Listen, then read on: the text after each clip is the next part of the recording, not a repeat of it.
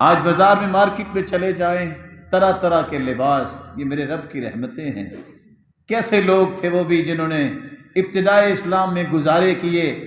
صحابی کہتے ہیں اللہ کے رسول کے پاس لوگ آئے، قد اجتاب النمار، ان کے پاس کپڑا تھا ہی نہیں، جانوروں کی کھال کو سوراخ کیا ہوا، گلے میں ڈالا ہوا، اور اللہ کے رسول فرماتے ہیں تصدقوا، ان پہ صدقہ کرو، ان کے پاس تو کپڑا بھی نہیں ہے۔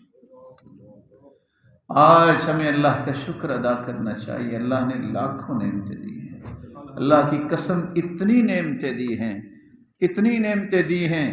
دیانت داری سے میں کہہ رہا ہوں، آپ بھی اکیلے بیٹھ کے کہیں گے ہم اتنے اعمال نہیں کرتے نیک جتنی نعمت اللہ نے عطا کر رکھی۔ لباس دیکھتے ہیں جو سب سے اچھا ہو وہ خریدیں گے، لیکن شریعت کیا کہتی ہے؟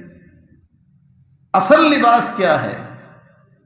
عبداللہ ابن مسعود رضی اللہ تعالی عنہ فرماتے ہیں الایمان عریان، ایمان بے لباس ہے، وزینتہ التقوی، ایمان مزین ہوتا ہے جب انسان متقی بنے، ولباسہ الحیا، جس نے اپنے ایمان کو لباس پہنانا ہے، ایمان کا لباس تو پھر حیا ہی۔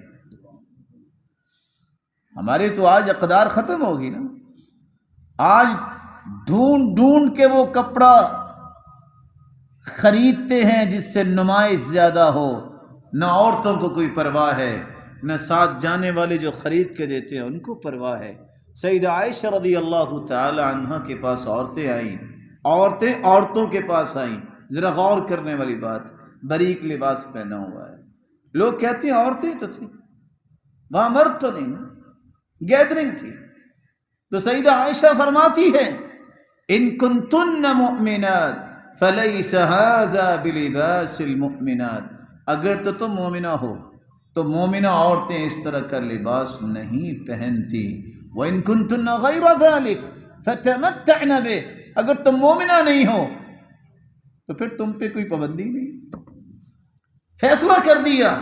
یہ جو بہانے بنا رکھے ہیں آج جس سے اسلام کے اس لباس کی توہین ہوتی ہے، حیا کی دھجیاں بکھیڑی جاتی ہیں اور کہا جاتا ہے عورتیں تو تھی، مومنہ عورت ایسا لباس پہن کے عورتوں کے پاس بھی نہیں جاتی۔